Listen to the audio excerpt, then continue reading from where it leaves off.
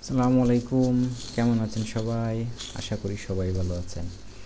অনেক দিন পর ফিরে আসলাম আবার আমার প্রাণপ্রিয় প্রতিষ্ঠান আনন্দমোহন কলেজে। প্রায় অনেক বছর ধরে আসলে ভাবছিলাম একটু দেখে যাই, যেহেতু প্রায় 5 বছর এখানে অধ্যয়ন করেছি। কত স্মৃতি, কত কথা, কত বন্ধুবান্ধব। তাই এটা সামনে দিয়ে যাওয়ার সময় আসলে লোক সামলাতে পারিনি, তাই ভিতরে এসে কিছু ভিডিও করলাম। তাই ভিতরে এসে কিছু ভিডিও নিলাম এবং আনন্দমোহন কলেজ সম্পর্কে কিছু তথ্য আপনাদের সামনে তুলে ধরার জন্যই মূলত ভিডিওগুলো করা। তো চলুন শুরু করা যাক আমাদের আজকের ভিডিওটি। আগে কিছু আনন্দমোহন কলেজের তথ্য তুলে ধরি। আপনারা জানেন আনন্দমোহন কলেজ বাংলাদেশের ময়মনসিংহ শহরে অবস্থিত একটি সরকারি মহাবিদ্যালয়। দক্ষিণ এশিয়ার অন্যতম প্রাচীন শিক্ষা প্রতিষ্ঠানটি ব্রিটিশ শাসনামলে 1880 সালে আনন্দমোহন বসু দ্বারা ময়মনসিংহ ইনস্টিটিউশন হিসেবে প্রতিষ্ঠিত হয়। যদিও আনন্দমোহন কলেজের সামনে দেখবেন লেখা রয়েছে 1908 সালে প্রতিষ্ঠিত। আনন্দমোহন কলেজ হিসেবে এটি 1908 সালে প্রতিষ্ঠিত হলেও এর প্রথম নাম ছিল কিন্তু ময়মনসিংহ ইনস্টিটিউট। বর্তমানে এটি ময়মনসিংহ শিক্ষা বোর্ডের অধীনে উচ্চ মাধ্যমিক এবং জাতীয় বিশ্ববিদ্যালয়ের অধীনে স্নাতক ও স্নাতকোত্তর কোর্স চালু আছে। 2024 সালের তথ্য অনুসারে এখানে মোট 24,987 জন শিক্ষার্থী অধ্যয়ন করছে। 1878 সালে কলকাতার সিটি কলেজ প্রতিষ্ঠার পর আনন্দমোহন বসু তার নিজ শহর ময়মনসিংহের একটি শাখা খোলার সিদ্ধান্ত নেন। আপনারা জানেন আনন্দমোহন বসুর বাড়ি কিন্তু ছিল কিশোরগঞ্জের ইটনা থানায়। তো 1880 সালে তার বাসভবনে ময়মনসিংহ ইনস্টিটিউশন নামে একটি শিক্ষা প্রতিষ্ঠান প্রতিষ্ঠিত করে, যা 1883 সালে সিটি কলেজিয়েট স্কুল নামে পরিচিত পায়। 1901 সালে সিটি কলেজিয়েট স্কুল কলেজ বিভাগ চালু করে এবং এর নামকরণ করা হয় ময়মনসিংহ সিটি কলেজ। পরবর্তীতে 1908 সালের 1 জানুয়ারি কলেজ বিভাগের কার্যক্রম কলেজ রোডে স্থানান্তরিত করা হয় এবং আনন্দমোহন বসুর নাম অনুসারে প্রতিষ্ঠানটির নামকরণ করা হয় আনন্দমোহন কলেজ। 1964 সালে কলেজটি জাতীয়করণ করা হয় এবং 1908 থেকে 1947 সাল পর্যন্ত আনন্দমোহন কলেজ কলকাতা বিশ্ববিদ্যালয়ের অধিভুক্ত ছিল। 1947 সালে এটি ঢাকা বিশ্ববিদ্যালয়ের অধিভুক্ত হয়। বর্তমানে এটি জাতীয় বিশ্ববিদ্যালয়ের অধিভুক্ত আছে।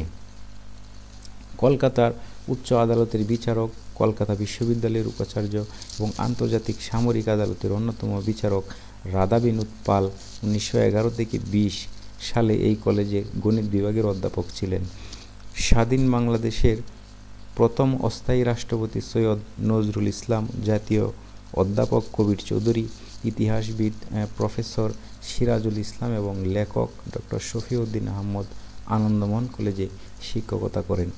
এখানে আপনারা এই যে রাধা বিনোদ পালের নাম শুনলেন, এই রাধা বিনোদ পাল কিন্তু একজন বিখ্যাত লোক। আপনারা জানেন দ্বিতীয় বিশ্বযুদ্ধের পর সেই জাপানের পক্ষে তিনি কিছু রায় দেওয়ার কারণে জাপান বাংলাদেশের অন্যতম বন্ধু। তো যাই হোক, এইটা হচ্ছে আনন্দমোহন কলেজের সংক্ষিপ্ত ইতিহাস। এবার চলে আসি নিজের স্মৃতিতে। আমি 2003-04 সেশনে আনন্দমোহন কলেজে ইতিহাস বিভাগে ভর্তি হয়েছিলাম। এরপর তো কিছুদিন মেসে ছিলাম আনন্দমোহন কলেজের পাশে, কলেজ রোডে রেল লাইনের পাশে, সেই খান ম্যানশন এখনও রয়েছে। তো গিয়েছিলাম ভিতরে, কিন্তু এই যে দেখতে পাচ্ছেন জসিমউদ্দিন হল, এই জসিমউদ্দিন হলের 204 এবং 304 নম্বর রুমে ছিলাম। এখানে আসলে এই স্মৃতিগুলো আসলে ভাষায় প্রকাশ করা যায় না। পরিচিত আসলে কেউ নেই। কত বছর পর আসা সেই কলেজ রয়েছে, সেই ঘর রয়েছে, হল রয়েছে, কিন্তু আসলে কেউ পরিচিত নেই। ভিতরে কেমন যেন একটু হাহাকার লাগে।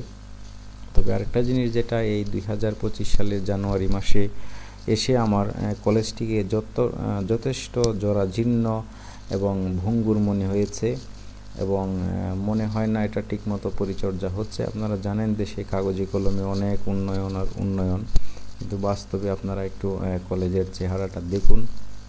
আহ, কোনো রং চং ছাড়াই, মানে কেমন যেন একটা, আপনি যদি হোস্টেলের চেহারাটা দেখেন মনের ভিতর কেমন যেন খাকা করে ওঠে। তারপর পুকুরের দুই পাশে দুটো হল ছিল, জয়নাল আবেদিন এবং আবুল মনসুর হল। সেই হলগুলো ভেঙে ফেলা হয়েছে, হয়তো নতুন কিছু হবে। তারপর অডিটোরিয়াম ছিল আমাদের সময়ে, যেটা সেই অডিটোরিয়ামও এখন আর নেই, ভেঙে ফেলা হয়েছে, হয়তো নতুন কিছু প্ল্যান করা হচ্ছে। যাই হোক, সেগুলো সমস্যা নয়, ভাঙা গড়াই জীবন, সেটা হবেই। কিন্তু আমার কলেজটিকে যথেষ্ট অবহেলা অযত্ন পড়ে আছে বলে মনে হচ্ছে। জানি না কর্তৃপক্ষের দৃষ্টিতে পড়বে কি না। আমরা যারা এই কলেজের ছাত্র শিক্ষক, তারা আমরা চাই কলেজটি সুন্দর থাকুক, পরিষ্কার পরিচ্ছন্ন থাকুক, যেন আমরা যদি যতদিন বেঁচে আছি এই কলেজে আসলে আমরা প্রাণ ফিরে পাই। আমরা ছাত্র বন্ধু বান্ধব স্যারদের সাথে দেখা হলে আমাদের ভালো লাগে। তো আমাদের সেই পুরাতন বিল্ডিং যে, সেটা কিন্তু এখনও সেই পুরাতন ব্রিটিশদের তৈরি যে বিল্ডিং, সেটা কিন্তু এখনও সুন্দর আছে। কিন্তু আমাদের দেশের তৈরি যে নতুন ভবনগুলো, সেগুলো কিন্তু জরাজীর্ণ হয়ে গেছে। তো যাই হোক, আনন্দমোহন কলেজ ময়মনসিংহ তথা বাংলাদেশের অন্যতম একটি বিদ্যাপীঠ। এখানে পড়তে পেরে আমরা গর্বিত, স্যারদের কথা স্মরণ করছি। সকলে ভালো থাকবেন, সুস্থ থাকবেন, আর দোয়া করবেন আমার জন্য।